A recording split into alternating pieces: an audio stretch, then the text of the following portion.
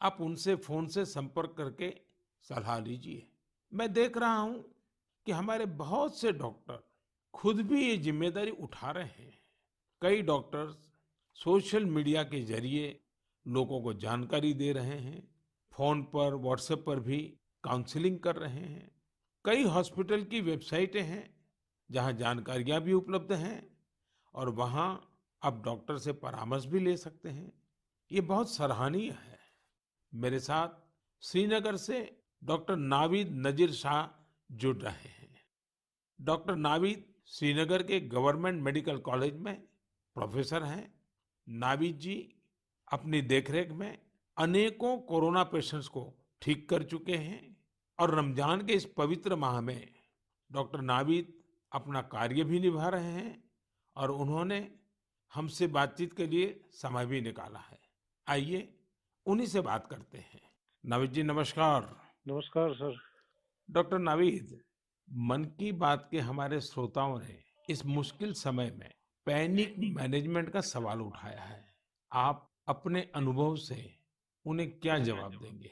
देखिए, जब कोरोना शुरू हुआ तो कश्मीर में जो सबसे पहला हॉस्पिटल डेजिग्नेट हुआ एज कोविड हॉस्पिटल वो हमारा सीडी हॉस्पिटल था, जो मेडिकल कॉलेज के अंडर में आता है। तो उस टाइम एक खौफ का माहौल था, लोगों में तो था ही। वो समझते थे शायद कोविड का इन्फेक्शन किसी को हो जाता है तो एक डेथ सेंटेंस माना जाएगा ये। और ऐसे ही जो हमारे अस्पतालों में डॉक्टर साहिबान या पैरामेडिकल स्टाफ काम करते थे, उनमें भी एक खौफ का माहौल था कि हम इन पेशेंट्स को कैसे फेस करेंगे, हमें इन्फेक्शन होने का खतरा तो नहीं है। लेकिन जो ही टाइम गुजरा, हमने भी देखा कि अगर पूरी तरीके से हम जो प्रोटेक्टिव गियर पहने और एहतियाती तदाबीर जो है उन पे अमल करें तो हम भी सेफ रह सकते हैं और हमारा जो बाकी स्टाफ है वो भी सेफ रह सकता है। और आगे आगे जब भी हम देखते गए तो ये मरीज, जो कुछ लोग बीमार थे, कुछ एसिम्टोमेटिक थे, यानी कि उनमें कोई बीमारी के कोई लक्षण नहीं थे, हमने देखा कि करीब करीब 90-95% से ज्यादा जो मरीज हैं वो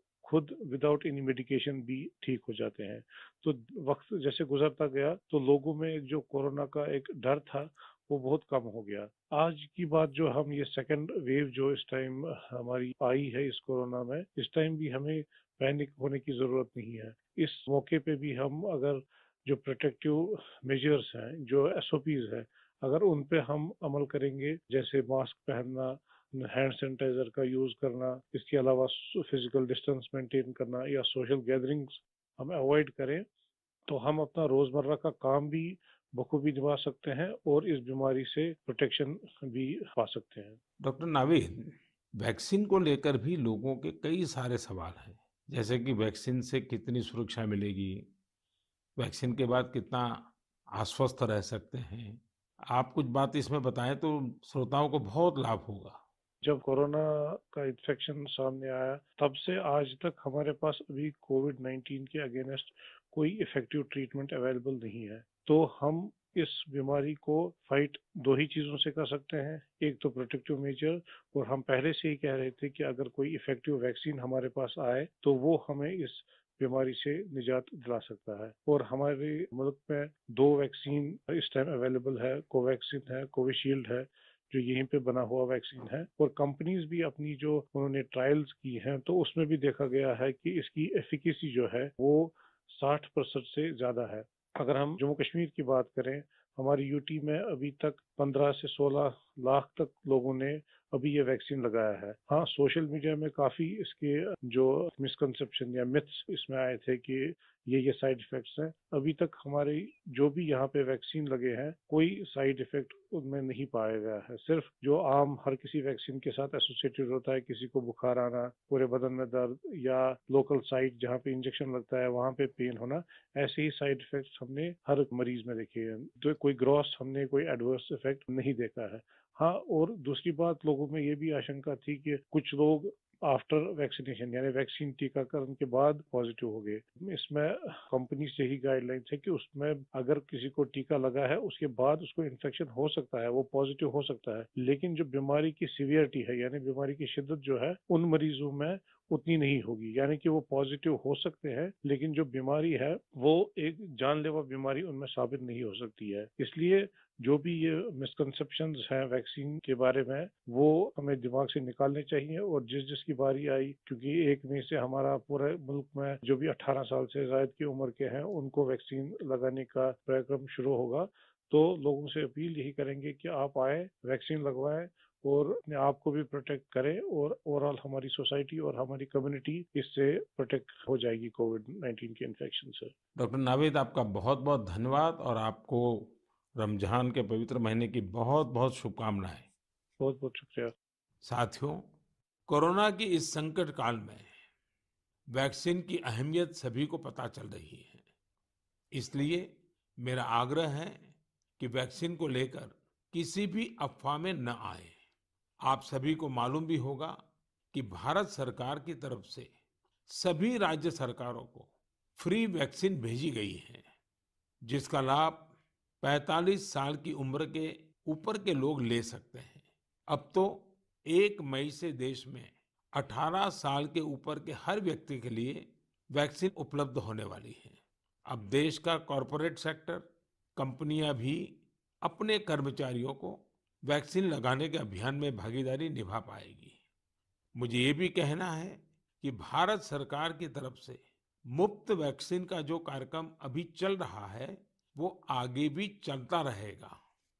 मेरा राज्यों से भी आग्रह है कि वो भारत सरकार के इस मुफ्त वैक्सीन अभियान का लाभ अपने राज्य के ज्यादा से ज्यादा लोगों तक पहुंचाएं। साथियों, हम सब जानते हैं कि बीमारी में हमारे लिए अपनी अपने परिवार की देखभाल करना मानसिक तौर पर कितना मुश्किल होता है। लेकिन हमारे अस्पतालों के नर्सिंग स्टाफ को तो यही काम लगातार कितने ही मरीजों के लिए एक साथ करना होता है। ये सेवा भाव हमारे समाज की बहुत बड़ी ताकत है। नर्सिंग स्टाफ द्वारा की जा रही सेवा और परिश्रम के बारे में सबसे अच्छे से तो कोई नर्स ही बता सकती है। इसलिए मैंने रायपुर के doctor B.R. Ambedkar medical college hospital में अपनी सेवाएं दे रही सिस्टर भावना ध्रुव जी को मन की बात में आमंत्रित किया है।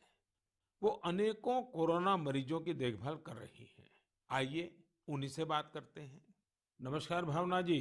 आदरणीय प्रधानमंत्री जी, नमस्कार। भावना जी, यस सर। मन की बात सुनने वालों को आप जरूर ये बताइए कि आपके परिवार में इतनी सारी जिम्मेवारियां, इतने सारे मैंने मल्टीटास्क, और सर। उसके बाद भी आप कोरोना के मरीजों के साथ काम कर यस रही सर। हैं। कोरोना के मरीजों के साथ आपका जो अनुभव रहा, वो जरूर देशवासी सुनना चाहेंगे, क्योंकि सिस्टर जो होती हैं, नर्सिस जो होते हैं, वो यस सर। पेशेंट के सबसे निकट होती हैं और सबसे लंबे समय तक होती हैं। Yes sir. तो वो हर चीज को बड़ी बारीकी से समझ सकती हैं। जी बताइए। जी सर, मेरा टोटल एक्सपीरियंस कोविड में सर 2 मंथ का है सर। हम 14 डेज ड्यूटी करते हैं और 14 डेज के बाद हमें रेस्ट दिया जाता है। फिर 2 महीने बाद हमारा ये कोविड ड्यूटी रिपीट होता है सर। जब सबसे पहले मेरी कोविड ड्यूटी लगी तो सबसे पहले मैं अपने फैमिली मेंबर्स को ये कोविड ड्यूटी की बात शेयर करी। ये मई की बात है और मैं ये जैसे ही मैंने शेयर किया, सबके सब डर गए, घबरा गए मुझसे।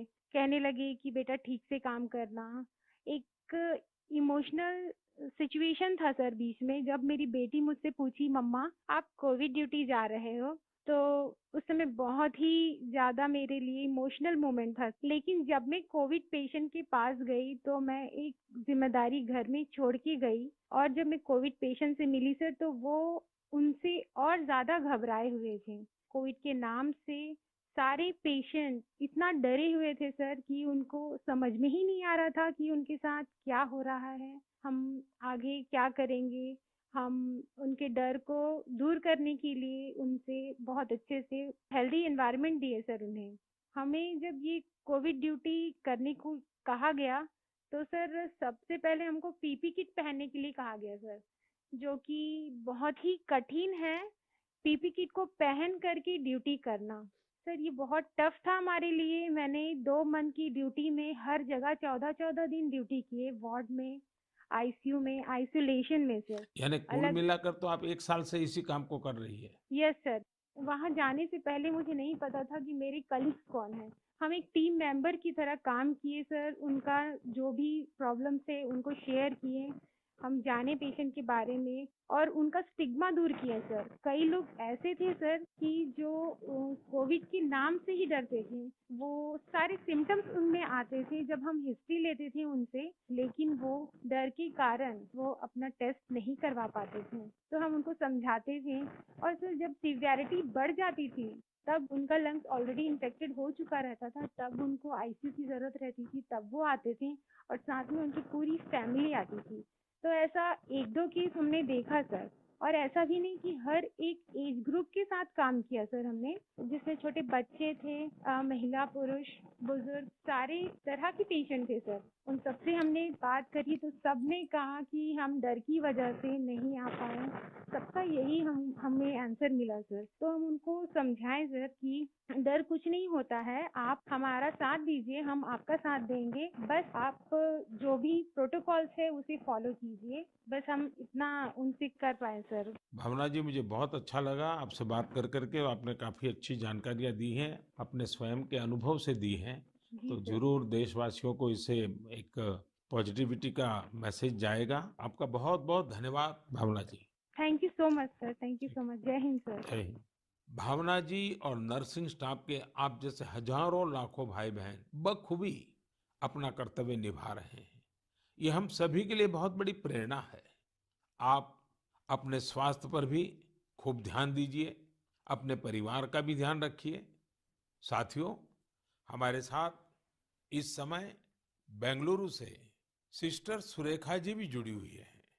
सुरेखा जी केसी जनरल हॉस्पिटल में सीनियर नर्सिंग ऑफिसर हैं। आइए उनके अनुभव भी जानते हैं। नमस्ते Surekha ji. I'm really proud and honored, sir, to speak to Prime Minister of our country. Surekha ji, you along with all fellow nurses and hospital staff are doing excellent work. India is thankful to you all. What is your message for the citizens in this fight against COVID-19? Yes, sir. Being a responsible citizens, I would really like to tell something like, please be humble to your neighbors. And early testing and proper tracking help us to reduce the mortality rate. And moreover, please, if you find any symptoms, isolate yourself and consult nearby doctors and get treated as early as possible. So community need to know awareness about this disease and be positive, don't be panic and don't be stressed out. It worsen the condition of the patient. We are thankful to our government, proud to have a vaccine also. I'm already vaccinated. With my own experience, I wanted to tell the citizens of India, no vaccines provides 100% protections immediately. It takes time to build a immunity. Please don't be scared to get vaccinated. Please vaccinate yourself. There is a minimal side effects, and I want to deliver the message like stay at home, stay healthy, avoid contact with the people who are sick, and avoid touching the nose, eyes and mouth unnecessarily. Please practice physical distancing, wear mask properly, wash your hands regularly, and home remedies you can practice in the house. Please drink Ayurvedic kada, take steam inhalation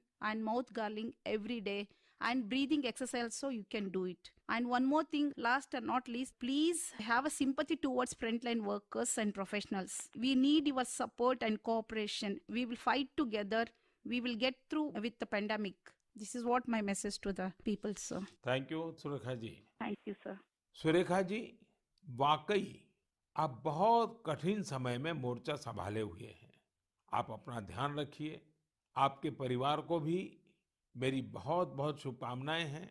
मैं देश के लोगों से भी आग्रह करूंगा कि जैसा भावना जी, सुरेखा जी ने अपने अनुभव से बताया है, कोरोना से लड़ने के लिए पॉजिटिव स्पिरिट बहुत ज्यादा जरूरी है और देशवासियों को इसे बनाए रखना है। साथियों, डॉक्टर्स और नर्सिंग स्टाफ के साथ साथ इस समय लैब टेक्नीशियंस और एम्बुलेंस ड्राइवर्स जैसे फ्रंटलाइन वर्कर्स भी भगवान की तरह ही काम कर रहे हैं। जब कोई एम्बुलेंस किसी मरीज तक पहुंचती है तो उन्हें एम्बुलेंस ड्राइवर देवदूत जैसा ही लगता है। इन सब की सेवाओं के बारे में, इनके अनुभव के बारे में देश को जरूर जानना चाहिए। मेरे साथ अभी ऐसे ही एक सज्जन है श्रीमान प्रेम वर्मा जी, जो कि एक एम्बुलेंस ड्राइवर है। जैसा कि इनके नाम से ही पता चलता है, प्रेम वर्मा जी अपने काम को, अपने कर्तव्य को पूरे प्रेम और लगन से करते हैं। आइए उनसे बात करते हैं। नमस्ते प्रेम जी। नमस्ते सर जी। भाई प्रेम, हाँ जी सर। आप अपने कार्य के बारे में हाँ जी। जरा विस्तार से बताइए। आपका जो अनुभव है वो भी बताइए। मैं गेट्स एम्बुलेंस में ड्राइवर की पोस्ट पे हूँ। हाँ। और जैसे ही कंट्रोल हमें एक टैब पे कॉल देता है, 102 से जो कॉल आती है, हम मूव करते हैं पेशेंट के पास। हम पेशेंट को जाते हैं उनके पास। तो 2 साल से हम कंटिन्यू कर रहे हैं काम।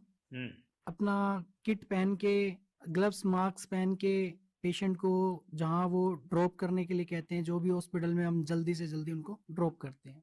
आपको तो वैक्सीन की दोनों डोज लग गई होगी, बिल्कुल सर। तो दूसरे लोगों को वैक्सीन लगवाएं, इसके लिए आपका क्या संदेश है? सर बिल्कुल, सभी को ये डोज लगवानी चाहिए और अच्छी ही है फैमिली के लिए भी। अब मुझे मेरी मम्मी कहती है ये नौकरी छोड़ दो। मैंने बोला मम्मी, अगर मैं भी नौकरी छोड़ के बैठ जाऊंगा तो सब और पेशेंट को कैसे, कौन छोड़ने जाएगा? क्योंकि सब इस कोरोना काल में सब भाग रहे हैं, सब नौकरी छोड़ छोड़ के जा रहे हैं। मम्मी भी मुझे बोलती है कि बेटा ये नौकरी छोड़ दे। मैंने बोला नहीं मम्मी, मैं नौकरी नहीं छोड़ूंगा। प्रेम जी, माँ को दुखी मत करना, नहीं माँ सर। को समझाना। हाँ जी। लेकिन ये जो आपने माँ वाली बात बताई ना, हाँ जी। ये बहुत ही छूने वाली है। आपकी माता जी को भी हाँ जी। मेरा प्रणाम कहिएगा। बिल्कुल। हाँ। हाँ जी। और प्रेम जी, मैं आपके माध्यम से हाँ जी। ये एम्बुलेंस चलाने वाले हमारे ड्राइवर भी हाँ जी। कितना बड़ा रिस्क लेकर के काम कर रहे हैं, हाँ जी। और हर एक की माँ क्या सोचती है, बिल्कुल सर। ये बात जब श्रोताओं तक पहुंचेगी, हाँ जी। मैं जरूर मानता हूं कि उनको भी दिल को छू जाएगी। हाँ जी। प्रेम जी, बहुत बहुत धन्यवाद। आप एक प्रकार से प्रेम की गंगा बहा रहे हैं। धन्यवाद सर जी। धन्यवाद भैया। धन्यवाद। साथियों, प्रेम वर्मा जी और इन जैसे हजारों लोग आज अपना जीवन दांव पर लगाकर लोगों की सेवा कर रहे हैं। कोरोना के खिलाफ इस लड़ाई में जितने भी जीवन बच रहे हैं, उसमें एम्बुलेंस ड्राइवर्स का भी बहुत बड़ा योगदान है। प्रेम जी, आपको और देश भर में आपके सभी साथियों को मैं बहुत बहुत साधुवाद देता हूं। आप समय पर पहुंचते रहिए, जीवन बचाते रहिए। मेरे प्यारे देशवासियों, ये सही है कि कोरोना से बहुत लोग संक्रमित हो रहे हैं, लेकिन कोरोना से ठीक होने वाले लोगों की संख्या भी उतनी ही ज्यादा है। गुरुग्राम की प्रीति चतुर्वेदी जी ने भी हाल ही में कोरोना को हराया है। प्रीति जी मन की बात में हमारे साथ जुड़ रही हैं। उनके अनुभव हम सबके काफी काम आएंगे। प्रीति जी, नमस्ते।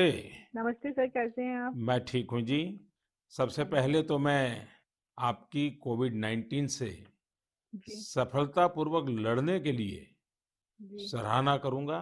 थैंक यू सो मच मेरी सर। कामना है आपका स्वास्थ्य और तेजी से बेहतर हो।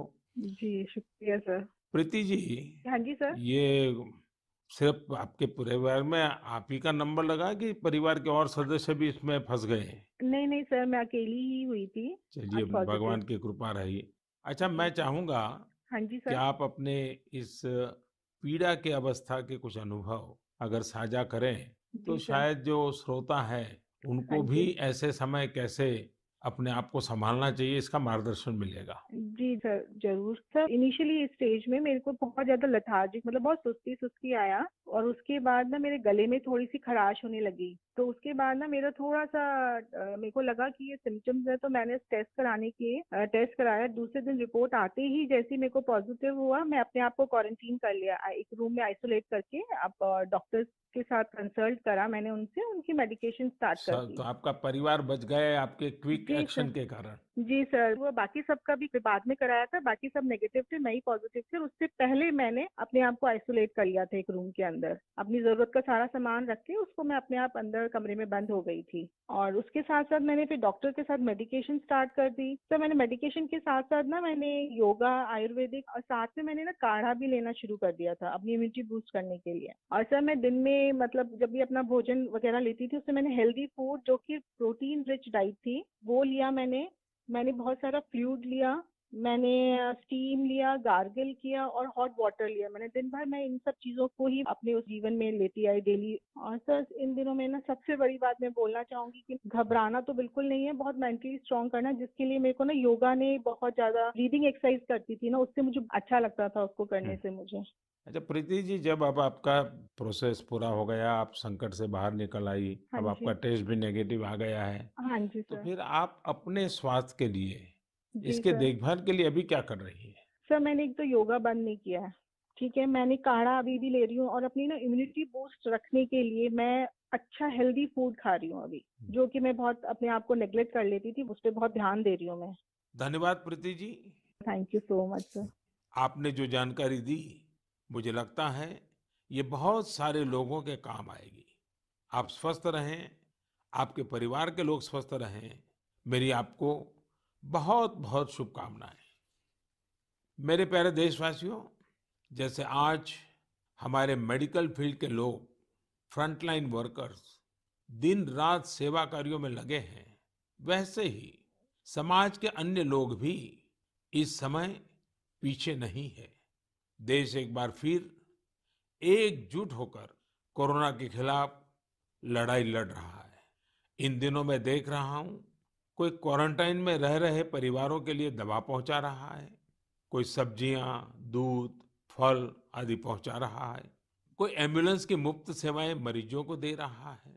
देश के अलग अलग कोने में इस चुनौतीपूर्ण समय में भी स्वयंसेवी संगठन आगे आकर दूसरों की मदद के लिए जो भी कर सकते हैं वो करने का प्रयास कर रहे हैं।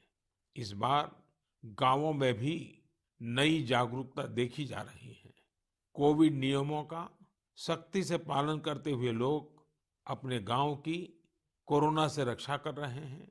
जो लोग बाहर से आ रहे हैं उनके लिए सही व्यवस्थाएं भी बनाई जा रही हैं। शहरों में भी कई नौजवान सामने आए हैं जो अपने क्षेत्र में कोरोना के केस न बढ़े, इसके लिए स्थानीय निवासियों के साथ मिलकर प्रयास कर रहे हैं।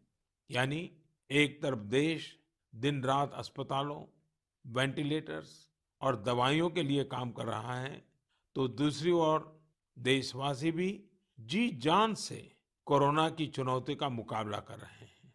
ये भावना हमें कितनी ताकत देती है, कितना विश्वास देती है। ये जो भी प्रयास हो रहे हैं समाज की बहुत बड़ी सेवा है। ये समाज की शक्ति बढ़ाते हैं। मेरे प्यारे देशवासियों, आज मन की बात की पूरी चर्चा को हमने कोरोना महामारी पर ही रखा, क्योंकि आज हमारी सबसे बड़ी प्राथमिकता है इस बीमारी को हराना। आज भगवान महावीर जयंती भी है। इस अवसर पर मैं सभी देशवासियों को शुभकामनाएं देता हूं। भगवान महावीर के संदेश हमें तप और आत्म संयम की प्रेरणा देते हैं। अभी रमजान का पवित्र महीना भी चल रहा है, आगे बुद्ध पूर्णिमा भी है, गुरु तेग बहादुर जी का 400वां प्रकाश पर्व भी है। एक महत्वपूर्ण दिन पोचिशे बोईशाक, टैगोर जयंती का है। ये सभी हमें प्रेरणा देते हैं अपने कर्तव्य को निभाने की। एक नागरिक के तौर पर हम अपने जीवन में जितनी कुशलता से अपने कर्तव्यों को निभाएंगे, संकट से मुक्त होकर भविष्य के रास्ते पर उतनी ही तेजी से आगे बढ़ेंगे। इसी कामना के साथ मैं आप सभी से एक बार फिर आग्रह करता हूं कि वैक्सीन हम सबको लगवाना है और पूरी सावधानी भी रखनी है। दवाई भी, कड़ाई भी, इस मंत्र को कभी भी नहीं भूलना है। हम जल्द ही साथ मिलकर इस आपदा से बाहर आएंगे। इसी विश्वास के साथ आप सभी का बहुत बहुत धन्यवाद। नमस्कार।